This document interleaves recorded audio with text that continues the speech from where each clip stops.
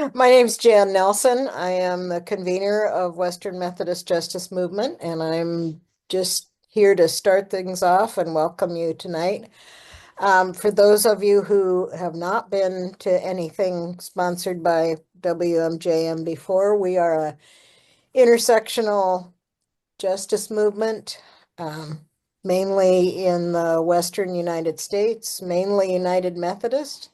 Um, I see some of our founding fathers and mothers here, and we've been around since about 2012, I think. Mhm. And you can learn more about us on our website, which I'm sure Greg will post the address in the chat if you didn't already go there to register for this. And you can also, while you're there, you can sign up for our mailing list. You can read what else we're doing. We work in a lot of different areas, and there's some interesting articles on our page. And you can even donate money to us if you're inspired to help us continue this kind of work. So our speakers tonight are not both United Methodist, so we're being a little bit ecumenical here. Our first speaker is Jerry Gale, who is a member of the Hennepin Avenue United Methodist Church in Minneapolis. In January of 2024, with the support of the Baptist Joint Committee, he started Christians Against Christian Nationalism, Minnesota. Their group's goal is to improve communications and coordination among Minnesota Christians who are concerned about Christian nationalism. And I think he's going to give us some hints about how we can start groups in our areas, which seem to be many and varied. Jerry was raised on an Iowa farm, but he's lived in the Twin Cities since 1977. He's a retired B2B marketing professional. I'm not sure I know what that means. And he's married and has 2 children and 3 grandchildren. So, Jerry, thank you for leading us, and I will turn it over to you. Thank you. Let me share my screen and get that done so that we can actually move on. And how does that look? Blank. Okay. It's still loading, Jerry. Just a sec. There you go. Yep. All right. So let me start with a kind of a introduction to Christians Against Christian Nationalism. It was started in 2019 as an initiative of the Baptist Joint Committee on Religious Liberty. The BJC was started in 1936. It's a faith-based advocacy organization headquartered in Washington, D.C., which focuses on upholding the historic Baptist principle of religious liberty. They have a website, Christians Against Christian Nationalism, that encourages Christians to sign a statement, the Christians Against Christian Nationalism statement. Over 3,000 Californians have signed it, 900 in Oregon, and over 1,400 in Washington and Minnesota have signed that statement. In January 2024, I held the first meeting for Christians Against Christian Nationalism Minnesota in the basement of my church, Hennepin Avenue United Methodist Church. And the support provided to me from BJC was they sent an invitation out to the people who had signed their statement in the Twin Cities area, which was a great help because it's great to have an email list like that. I had hoped to have 20 or 25 people show up, and we had over 100 on that first night. So what we found out was there was a lot of concern about Christian nationalism, but not a way to communicate that. So if somebody in downtown Minneapolis who was a Baptist, he didn't know that there was a Methodist in the suburbs that was also concerned. And so this is a way that people can communicate and coordinate. It proved to be a successful model of a community organizing. And so in the fall of 2024, BJC hired Joy, who's going to be speaking later, as the community partnership manager to grow more community-based groups. So what is Christian nationalism? Christian nationalism is just a minute, let me move this over here. Sorry. Christian nationalism is a political ideology and a cultural framework that seeks to merge Christian and American identities. It suggests that real Americans are Christians and true Christians hold a particular set of political beliefs.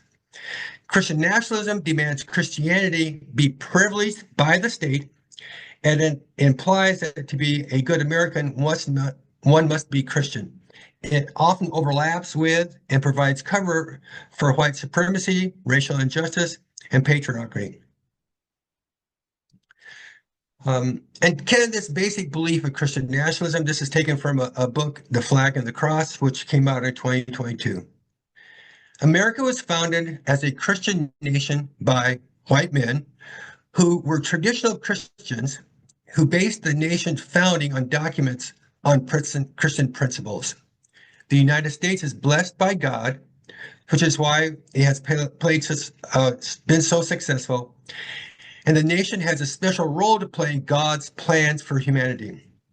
But these blessings are threatened by cultural degradation from un-American influences, both inside and outside the borders. What we say this a lot is that Christian nationalism threatens American democracy by distorting Americans' promise of religious freedom for all, and distorts Christianity by taking its central message, a gospel of love and service, and turning it into a false idol of power and male domination. So just repeat the phrase, Christian nationalism is a threat to both democracy and to Christianity. It's also,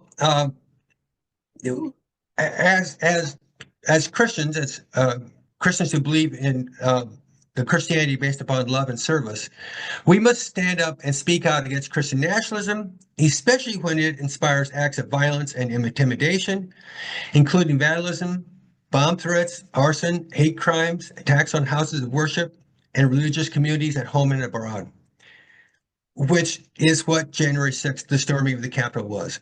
But I also want to just emphasize that word abroad in that statement, because Christian nationalism or religious supremacy is not just here in this country, it's spread around the world in a number of different countries. So let's dive a little bit deeper into understanding Christian nationalism.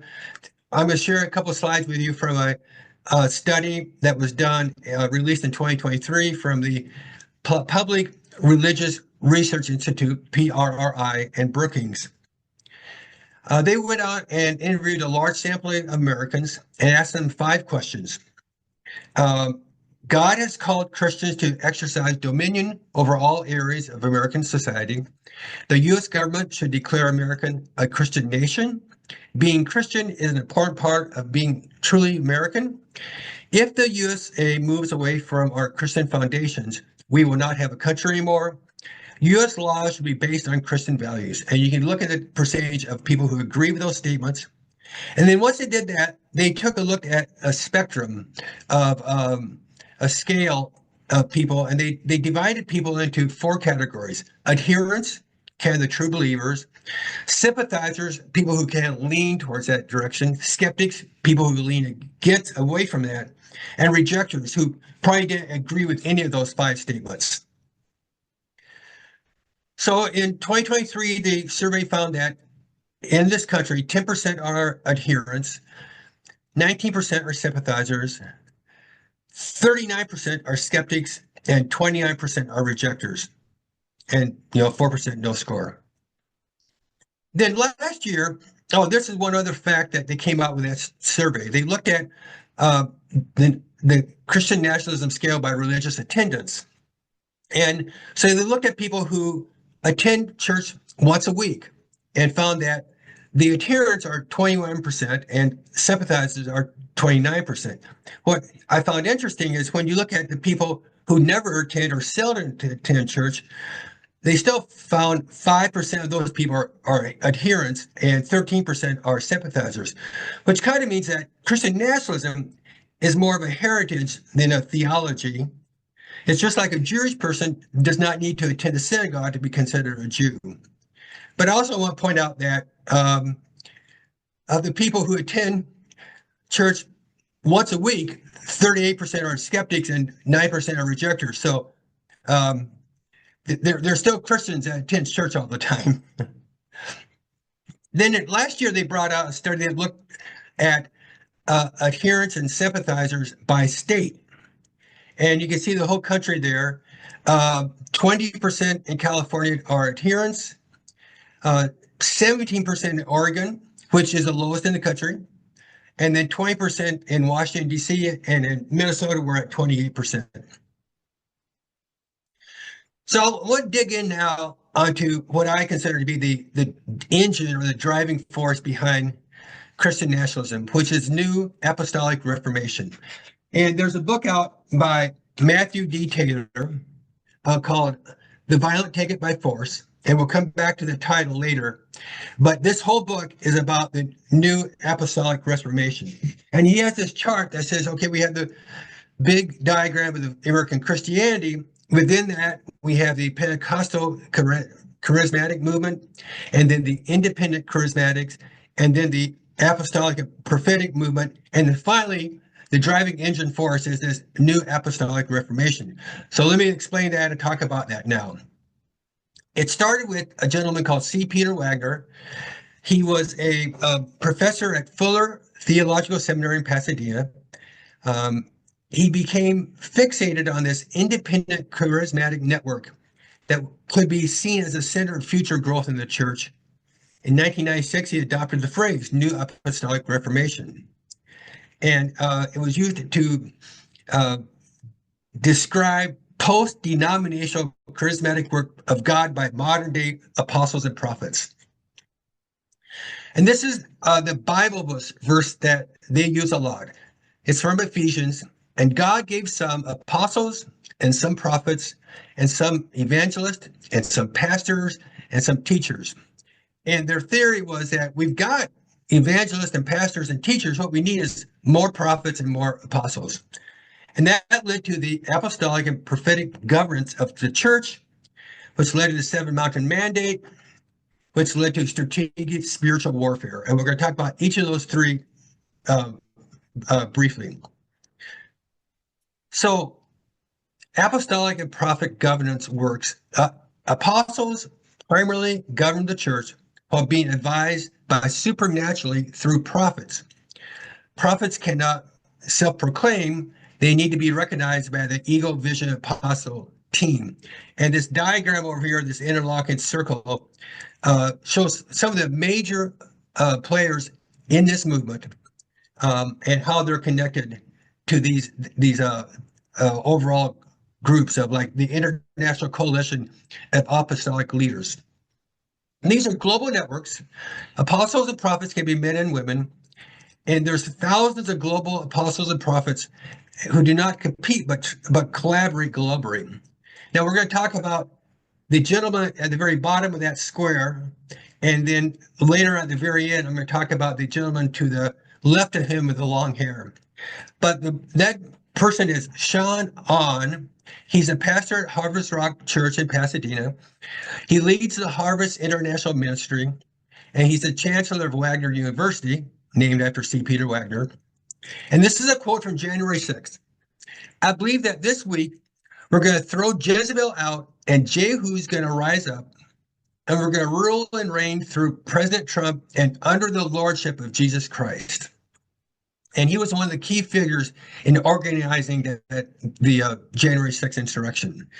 But he's very strong. He's very powerful. He has, in 65 countries, about 25,000 churches. Now, those may be small churches, but they're still churches. So that led to something called the Seven Mountain Mandate.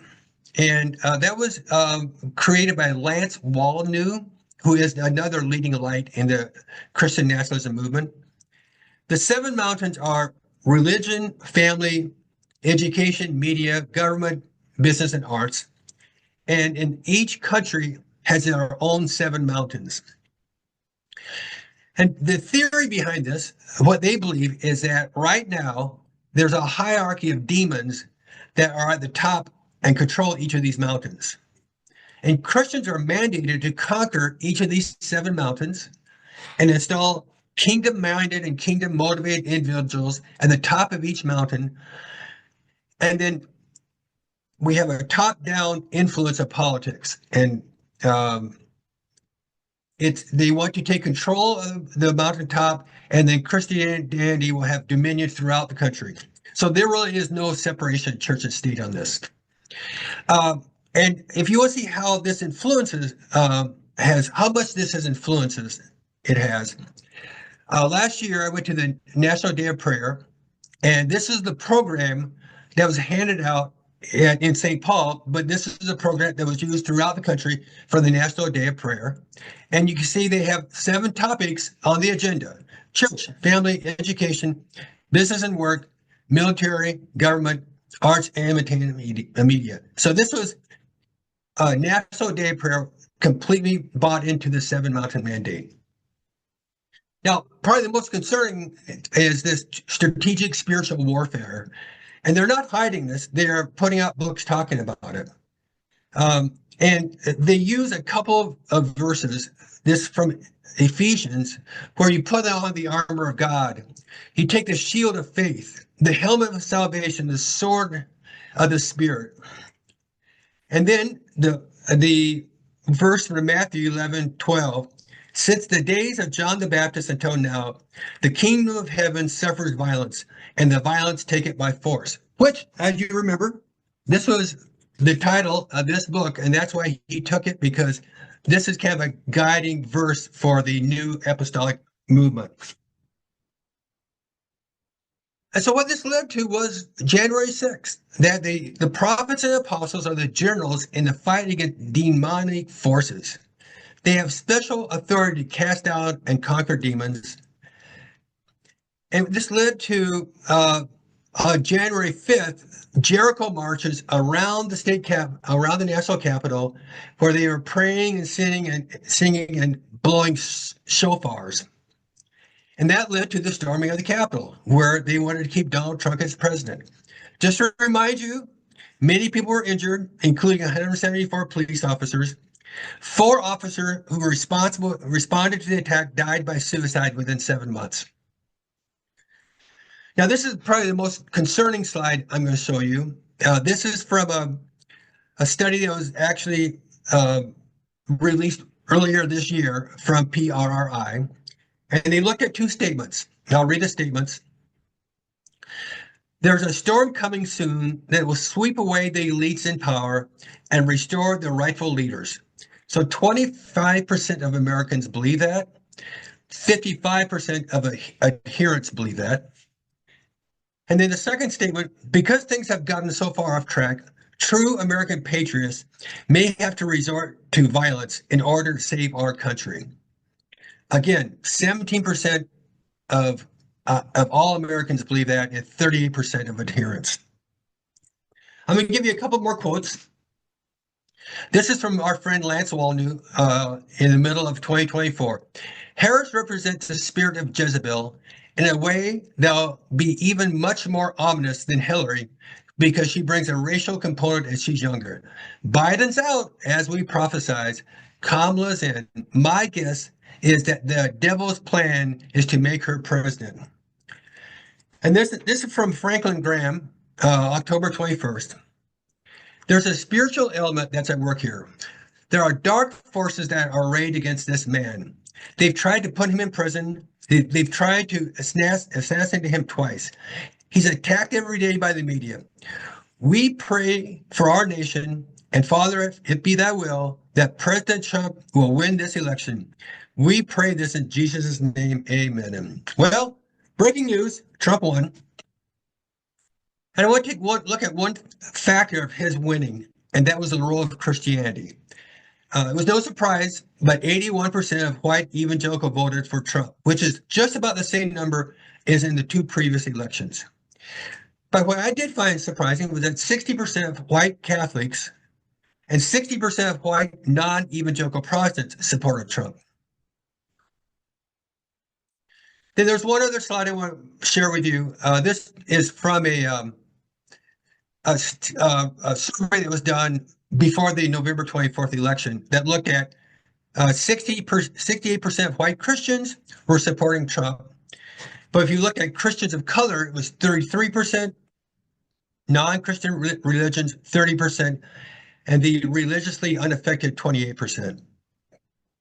And this was a statement provided by Robert P. Jones, president of PRRI, to Time Magazine right after the election. I think this pretty sums up the way I feel. Over the last decade, many white Christians have not just selfishly supported a dangerous, narcissistic man who promised to restore their waning influence, they have now willingly blessed the advent of a new American fascism that threatens our democratic future. They are principally responsible for Trump's rise and return to power, and for everything that is coming for all of us in its wake. And if we've learned anything in the last 3 or 4 months, there's a lot of things coming. So how do we respond? How do we resist? There's 2 foundations for responding and resisting: theological and secular. I'll talk about each of them. Theologically, it's based upon Jesus' teaching in the gospel. There's a number of organizations that are resisting Christian nationalism based on theology. As I already have mentioned, Baptist Joint Committee and Christians Against Christian Nationalism, Faithful America, Interfaith Alliance, Poor People's Campaign, Kairos Center, and PRRI. If there's one thing I'd like to encourage you to do after this presentation when you get time, is go visit the websites Christians Against Christian Nationalism, Faithful America, and Interfaith Alliance. You'll find a lot more resources, a lot of information about what's going on this fight. What do we base our Christianity on? It's based upon what Jesus said in the Gospels. His first public words: "The Spirit of the Lord is upon me because he has anointed me to bring good news to the poor." Not to the rich, not to the wealthy, to the poor. Love your neighbor as yourself. From Matthew 5:44, but I tell you, love your enemies and pray for those who persecute you. It's a great parable. The message is powerful in the Good Samaritan parable. And I consider myself a Matthew 25 Christian. In fact, I have a book here that says Matthew 25 Christianity, Redeeming Church and Society. I encourage you to read it. But when the blessed people said, "Why are we being blessed? Why are we being chosen?" They were told, "I was hungry and you gave me something to eat. I was thirsty and you gave me something to drink. I was a stranger and you invited me in. I needed clothes and you clothed me." And finally, the Beatitudes. "Blessed are the meek, for they will inherit the earth, and blessed are the peacemakers, for they will be called children of God." Now, when I've given these presentations, or I've been in some discussions, some people will say, "Well, Christian nationalism, they use the Bible and they quote verses. Why are your verses better?" And I guess it's just a kind of a different view thing that said, what I have heard and read is that Christian nationalists use the Bible verses to discuss sin and Jesus' death and resurrection and having a personal relationship with Jesus. But I just went through, Jesus spoke often about loving your neighbor and helping the poor. And I think that's the basis of our Christianity. And just to be clear, Jesus never said anything about gay people or abortion. And most importantly, Jesus never said anything about the United States of America. It's a little joke. I kind of like it, though. It just puts things in perspective. And then the secular approach is based upon the separation of church and state. Organizations working on this is the ACLU, Americans United for the Separation of Church and State, and Freedom from Religion Foundation. I attended last year's summit for the Americans United. There were 1,000 people there. they were evenly divided between people of faith and secular people. And there was this uniting force to work on this issue, to protect the separation of church and state. So let's just read what it says in the Constitution. Congress shall make no law respecting an establishment of religion or prohibiting the free exercise thereof, or abridging the freedom of speech or the press, or the right of the people peacefully to assemble or to petition the government for release of grievances. That is based upon the Virginia Statute for Religious Freedom, written by Thomas Jefferson and passed by the Virginia General Assembly on January 16th, 1786. So I'm going to give you kind of two guiding statements that's helpful in what we're talking about. The first is from Amanda Tyler. She's the executive director. And she said, for the fight against Christian nationalism to be successful, it must be led by Christians so that it is not seen as anti-Christian. And I think it's really important that we are out there leading this. So we're standing up for our religion. The second quote is from a book that just recently came out called Strange Worship. It literally just was released a couple of months ago by Drew Street. He says in the chapter 7, an invitation to get in the way, I believe that congregations across America are where God has pitched a tent to mobilize a challenger movement against Christian nationalism. Congregations are strategically positioned for this work. And so again, he's looking to individuals and churches to lead this fight. So what are some actions you can take? First, we got to remember that there's no short-term solutions. Christian nationalism has spent decades building a movement. It would take years to respond. Now, really, if you think of Christian nationalism as a cover for white supremacy, they've been in that for hundreds of years. And really, we have just got started on this in the last 5 or 6. So read and support the organizations I've listed above. Enter into a dialogue with your friends and church members about Christian nationalism. Look for sympathizers, not adherents. You can start by saying, do you need to be a Christian to be a good American? Now, Pamela Cooper White has a book out called The Psychology of Christian Nationalism. That's right here. It's a really excellent book. But she has a paradigm for talking to people, the red light, yellow light, green light. And if you're talking to somebody and you're seeing a red light, meaning that talking will do no good, at least not here, not now, not by me. A yellow light means try, but tread lightly. And a green light, and go deeper, but gently and wisely. Just as you kind of keep that in mind as you talk to people. Other actions, talk to your pastor to preach against Christian nationalism. Have your congregation publicly speak out against Christian nationalism and get in the way. If you have a flag in your sanctuary, remove it. I know that could be very difficult in some congregations, but I think it means that we're separating the church from the state. There's a good Facebook group, Christians Against Christian Nationalism, that you could join to get more information about what we're doing. Ask politicians that represent you about Christian nationalism. Partner with secular organizations. And then there's a movement out here you just should be aware of, the ex-evangelicals, people who have left a Christian nationalism church because of either their gay children weren't treated well, or a woman was told she had to stay in her marriage even though the husband was cheating on her, who have left. And those are people that could be drawn back into our church. And we should just keep an eye out for those people.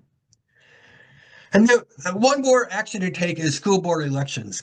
And this applies all across the country. School board elections are important battlegrounds in the fight against Christian nationalism. sometimes they are proving grounds for future state and national Christian nationalism legislators.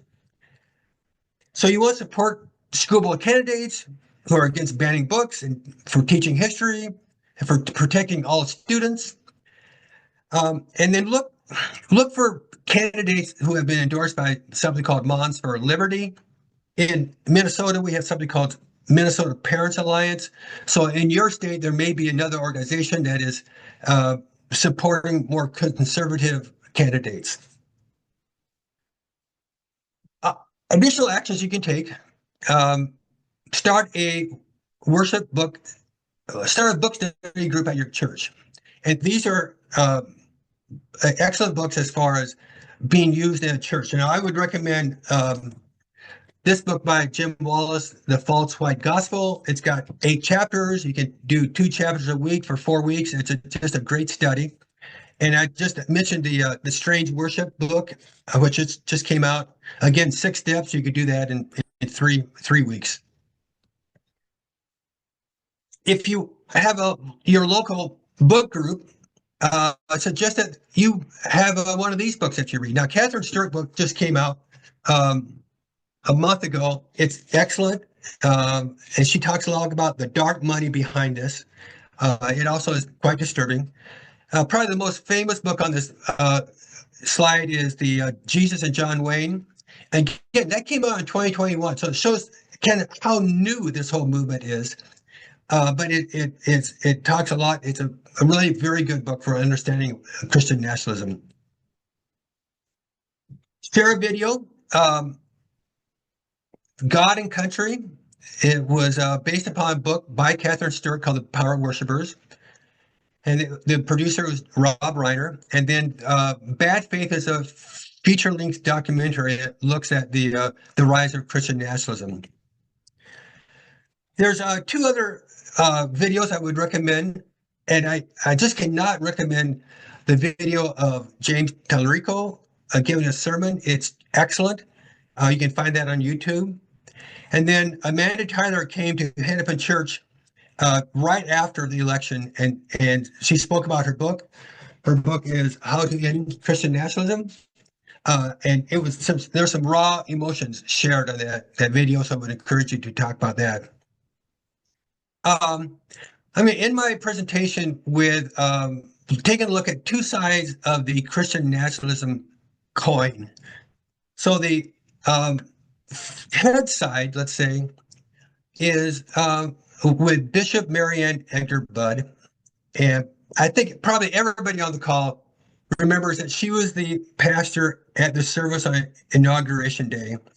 And she spoke directly to President Trump. And you may have read that she did that, but I'm not sure. Probably most of you haven't actually read what she said. And I think it's worth hearing what she said to President Trump.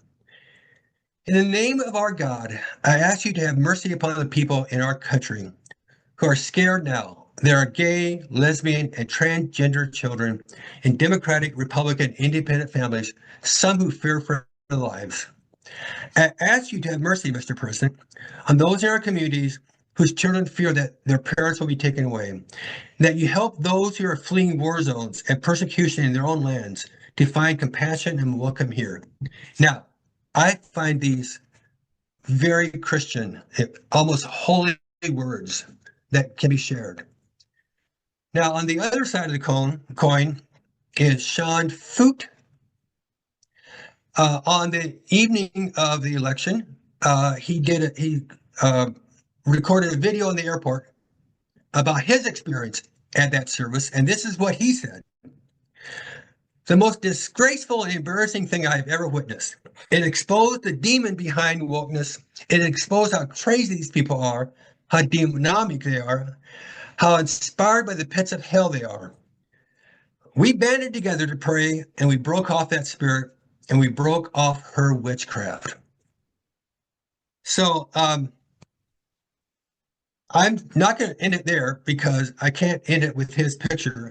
So I'll just end. We'll go back to Bishop, and I'll just say, thank you for inviting me to share a little bit about Christian nationalism. I hope you have learned something from here. And what I'm going to do now is turn it over to Joy and let her speak. Awesome. Thanks, Jerry. Hi, everyone. So great to be with you tonight. My name is Joy Pettigrew. I work at the Baptist Joint Committee for Religious Liberty. And I know we've just taken in a lot of information, so I encourage you to stretch a little bit if you need to, take a deep breath. I'm calling in, I'm based in Chicago, Illinois, and I'm the Community Partnerships Manager. And so my role, newly formed since last year, was really in response to the number of congregations and people who've reached out and asked us, what can we do? So we've been sharing about Christian nationalism for a while, especially with our organization has been around since the 1930s, doing work around protecting and advocating for the separation of church and state, recognizing the importance of religious freedom and the separation of church and state to democracy. And as we started talking more about Christian nationalism and through the religious liberty lens, a lot of community members have reached out and said, what can we do? How do we act? And so in light of how things have shifted and changed in the last 6 to 8 years, we've shifted into really seeing the value at this specific time and moment politically and in our country to think about local work and the importance of local organizing in this fight. And so I want to share just a few things of what we're doing and how you can get plugged in, or what are some of the things that you can do in your own community to get involved. And I think one of the challenges as we read this news, as we see what's happening, there are two possible ways to respond, right? One is to despair and to disengagement, which I confess, even though I'm mobilizing community members, sometimes I get overwhelmed and I want to disengage myself. And that's what a lot of my friends are telling me. Or the other option, and the invitation we're invited to as people of faith, as Christians, is towards hopeful resilience, right? The invitation to recognize what's at stake, but to commit to the call to love our neighbor, the call to justice, the call to community and to being accountable to one another. And so I think one of the gifts that we have as Christians, as people of faith, is that we're not starting anything new by resisting Christian nationalism. We're actually stepping into a long tradition of faith-rooted organizing that has been part of our country's history. It has been part of the civil rights movement, of the ways people of faith have chosen to stand up and put themselves in vulnerable places in order to protect the vulnerable and those who are being harmed. And so if you go to the next slide, you'll see that at BJC, as we talk about this issue and how to act, we're really thinking about it in three ways. The first way is through awareness. And I think what Jerry has shared, all the resources provided and mentioned, books to read, videos to watch, you even being here in this space this evening and taking your time out, it's to grow in awareness, it's to grow in understanding. And awareness is really important. And so one of the things that we do, and we hope that we think is important, is to continue to grow in awareness, to continue to educate, to learn. The second area of making an impact and acting and resisting is through advocacy. So many of you might be familiar with what advocacy is. It's really using your voice. It's talking to your legislators, talking to people who have influence over a specific issue and saying, this matters to me because XYZ, right? And so sometimes it's building relationships to people who are legislators and introducing yourself and telling your story. So advocacy plays a really important role. The third role, and the third piece of the work that we are really encouraging local congregations to and local community members to get connected with, is through local organizing. I think as democracy and some of the fundamental pillars of it, such as religious liberty and separation of church and state, kind of gets attacked, one of the important things to do is to get engaged civically, whether that's, forming relationships with people in the public square or in various types of book clubs or different things. Even getting connected in a local level and community is really important. But one way to do that is also to organize. And I'll share a little bit more about what local organizing is in the next slide. So local organizing and community organizing is really developing leaders who are most directly impacted by an issue to build power and create structural change. So that's a lot of words, but essentially what it means is, for people who are most directly impacted, telling their stories, sharing about what's happening and then mobilizing them to act. And in the ways that you do that is by building relationships. It's by hearing one another's stories. It's by talking to your neighbor and asking them, why does this matter to you? Or what are your thoughts on this? And having dialogue. It's inviting them to come along with you to an event talking about this, to come and learn alongside. But it's not talking at people. It's not preaching at people, but it's really, doing life together and inviting along. And organizing is really about collective action, bringing people together, building power. And so with the next slide, I want to share about a project that our BJC and our Christians Against Christian Nationalism campaign had done to respond. And one of it is our pilot project that we launched in Texas, in North Texas specifically. And if you're familiar with North Texas and Texas, I think a lot of what our local partners there have mentioned is that a lot of the policies that go nationwide, it kind of tested and tried out in Texas. And so we have a local organizer in North Texas in the Dallas-Fort Worth area on the left there, Lisa Jacob. And Lisa Jacob was hired to organize and see what can we do in mobilizing faith communities in North Texas to fight against Christian nationalism. And so Lisa began with just doing a lot of one-on-ones with different people, with different organizations, with different pastors, and said, this is something that is concerning. What can we do? What is our unique voice and the unique role that we can play? And so they started forming a coalition, and this coalition had different clergy, lots of lay people involved, and some different people of other faiths and interfaith organizations who many recognize the role and the importance of this type of coalition, and so came alongside to support. And in the next slide, you'll see that one of the policy areas that they jumped into quite quickly after they started was to resist a curriculum that was proposed in Texas that essentially taught the Bible as a form of literacy. So to teach literacy for children in kindergarten, they basically taught the Bible. And I think from a separation of church and state and religious liberty perspective, we recognize that this is harmful. It's harmful. It doesn't accurately teach faith, but it also merges the role of public schools with Sunday schools, essentially. And so they started mobilizing and organizing to educate around why this is an issue.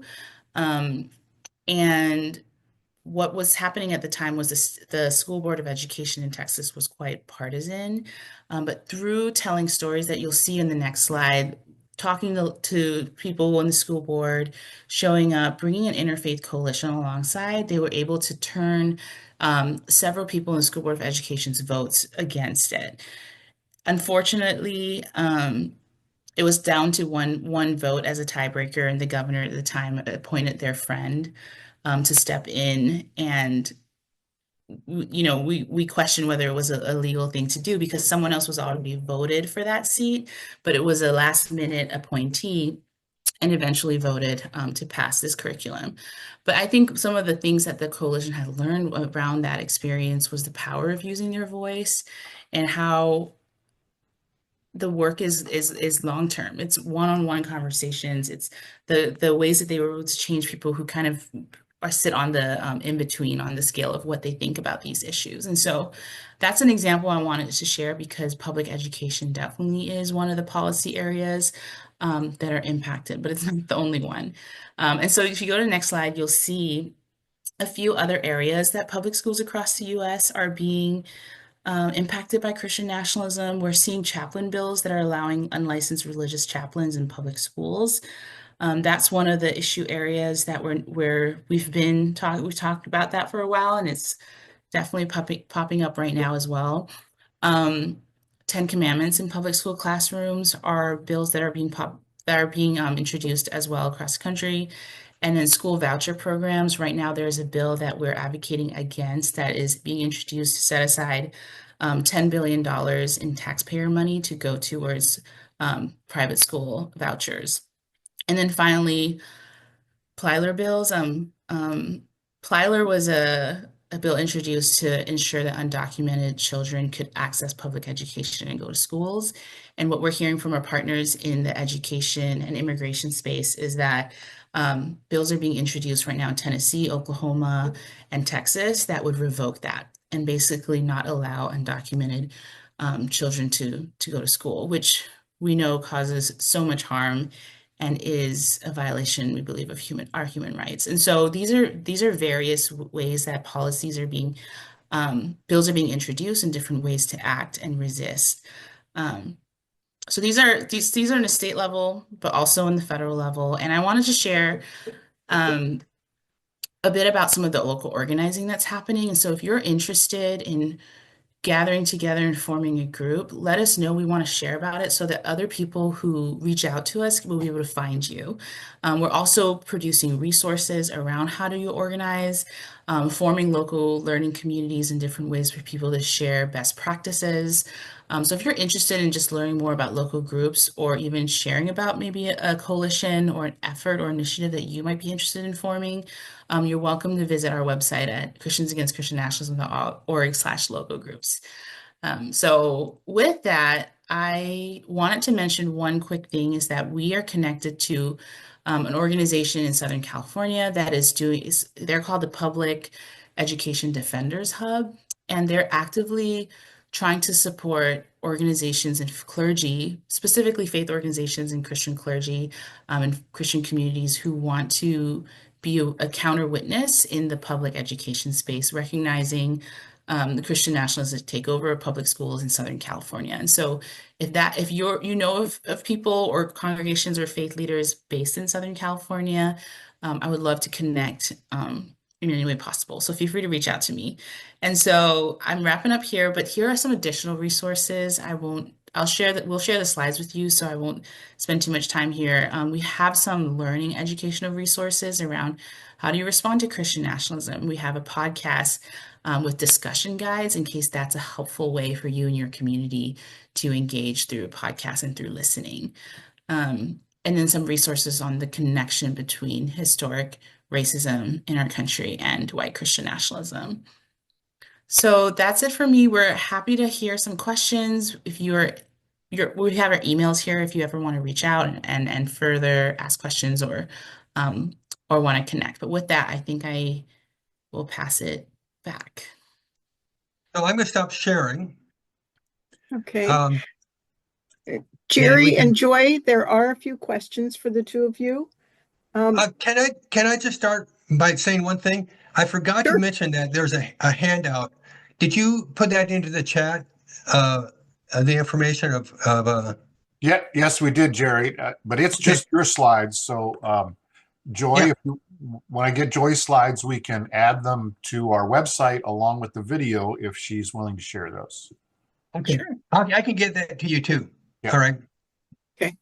I'm going to start with a question for Joy, just because it's right in front of me at the moment. But the question is, what is the impact of talking about Christian nationalism rather than white Christian nationalism? Christian nationalism and racism interaction seems like a vital connection. Yes.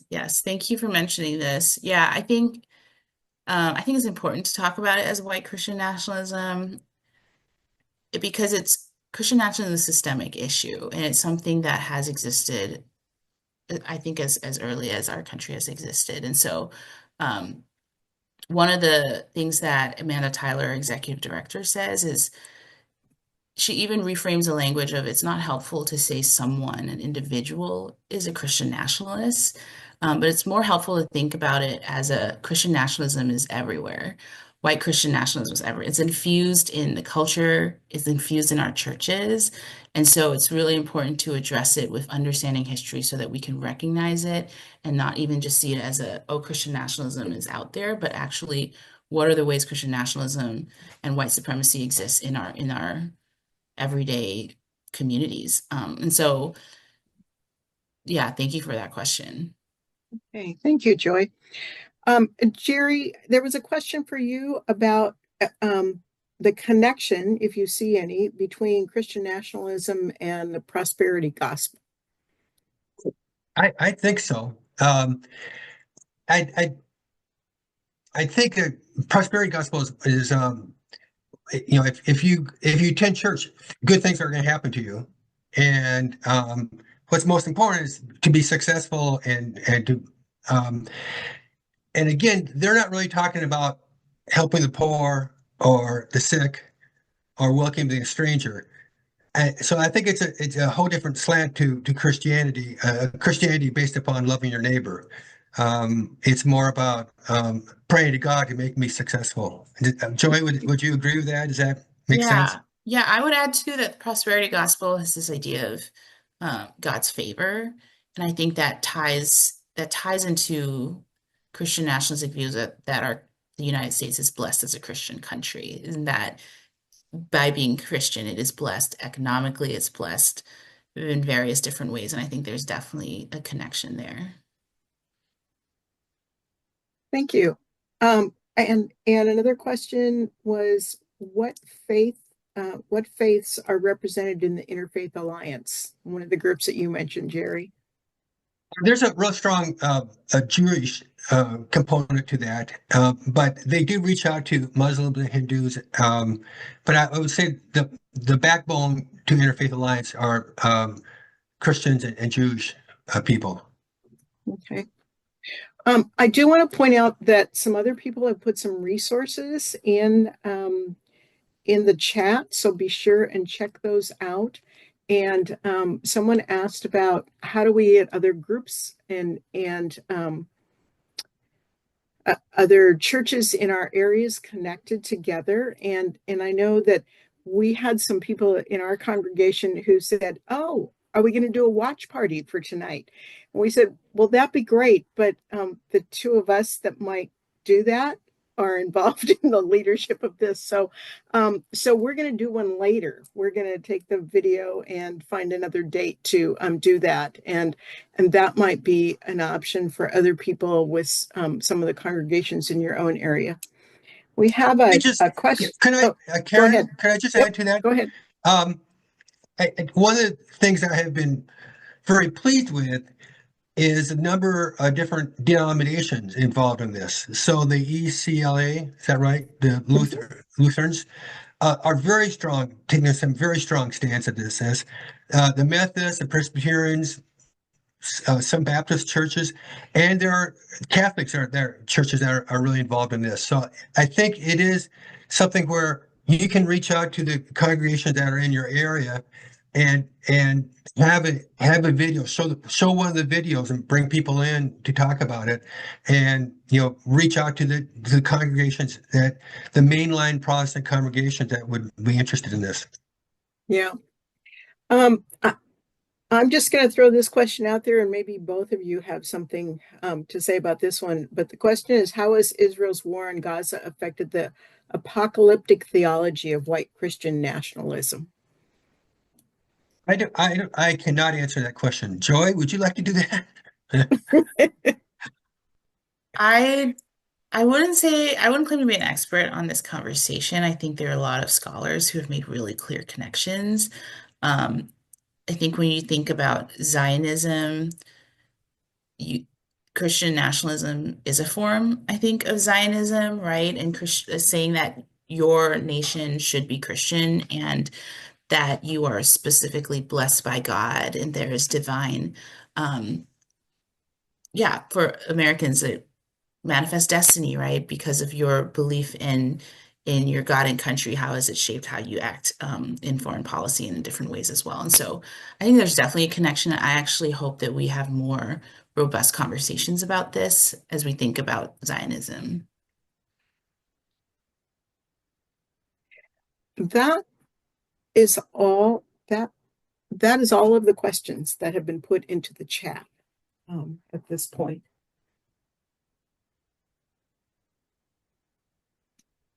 Any comments to add to the chat? No. I would welcome if somebody would want to share a story about their family situation at all.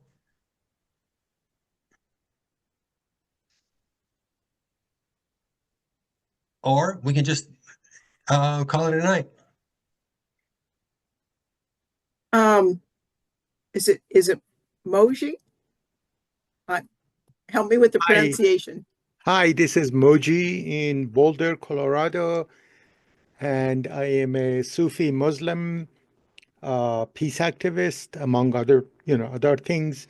And the story is my sister, who lives now in Australia, she used to be so disgusted with the so-called Islamic regime in Iran that now she is a evangelical, racist, so-called Christian.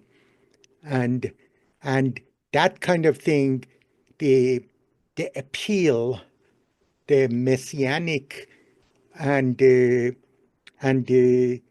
you know the hope that these ideological abuses of religion, it's very powerful because they use people's wounds in order to then say, come to us and we will save you not only in this life, but in the next life. So that's something that is my closest sister, and I've been grieving her loss. And she thinks, as a Muslim, as a Sufi Muslim, in my case, I am hellbound and satanic. And that's how so-called Christian nationalism and the messianic, other messianic or millennialist abusers of religion, how powerful their appeal is. In the chat, I put some information about chambers of compassion or intersectional circles. So we need to work together as people of faith, as well as in secular community. We need to systemically collaborate across cause, because what we are dealing with is a organized ideology backed by military industrial complex and trillions of dollars of money that is hidden, as well as being imposed on this country. And so anyhow, I'll put that in the chat again. Thank you. Thank you, Moji. I'm not sure if this question is directed to Moji or to Jerry and Joy, but the question is, in your communications with other interfaith groups, do they relate to you that Christians that come from their country don't view the Christianity that is followed here is a true faith? Christians that come from their country. I'm reading this question as people from other countries who also I think so. Yeah, I can speak to this from a personal level. I have family in Hong Kong, and yeah, I think there's a sense of there being multiple Christianities, or there's a distortion of the ways Christianity is talked about here. So I think there's definitely some feelings and thoughts about it. In my case, sorry if I jumped on the mic, what helps me as an interfaith activist is to say there is a difference between the essence of any religion and its abuse by forces of money and power.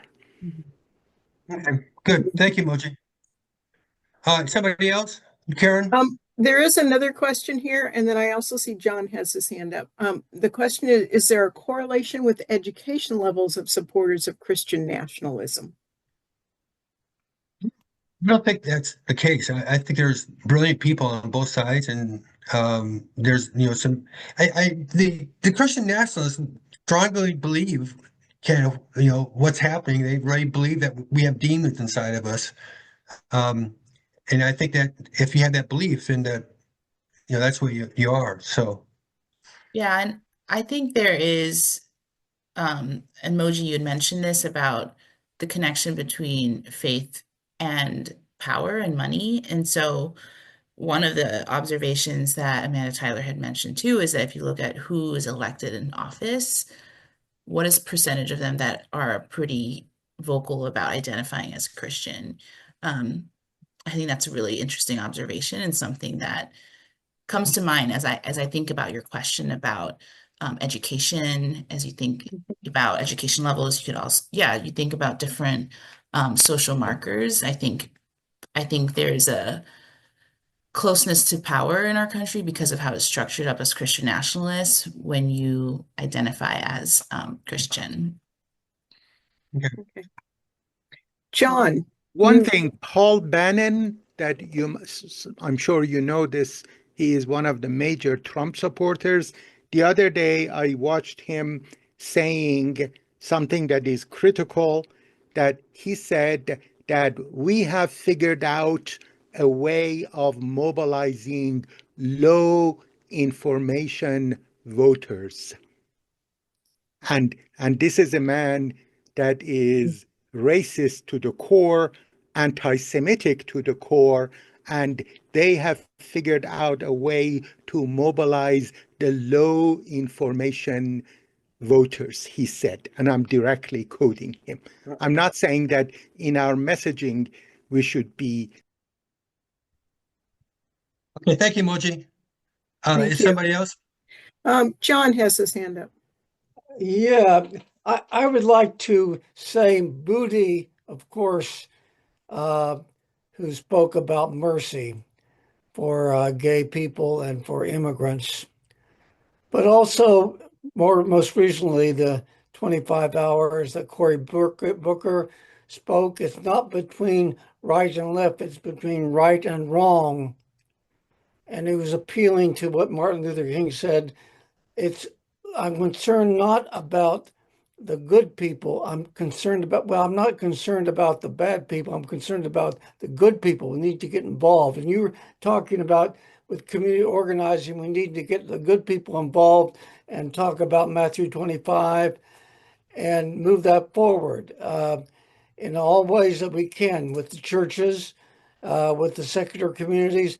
And the whole dynamic is every religion is a dynamic. Compassion is central to every religion. So that's the dynamic. Jesus showed compassion. And then every religion is involved with compassion. So, there's a common core between the interfaith communities and the secular communities. The secular communities are compassionate. And so getting all everybody, the Poor People's Campaign is one that's really there doing a lot of work in that area. But getting everybody together, you're talking about community organizing. That's what we're talking about. And Yeah. yeah. Okay. Mochi, did I see your hand up again? No, Okay. I Okay. spoke. I could say a lot more, by the way, but Yeah, I could do. I could all say a lot more, I guess, but We could. That is the end of the questions. As well, we've seen them. thank you so much for this opportunity. Jerry, would you pop your last slide back up that had the context, please? Yeah. Give me a chance. Give me a minute. Okay, and while Jerry is doing that, I'll just remind you that this webinar was sponsored by Western Methodist Justice Movement. I'm actually the secretary of the group, and you can go to WMJM.org if you would like to donate to help us continue to put together webinars and some of the other work that we do. You can find out more about the work that we do through that website. And we're just glad that all of you came today and hope that you can take this information back and use it in some ways. I understand it'll be a few days before everything is up on the WMJM YouTube site, but you can find that at the WMJM website.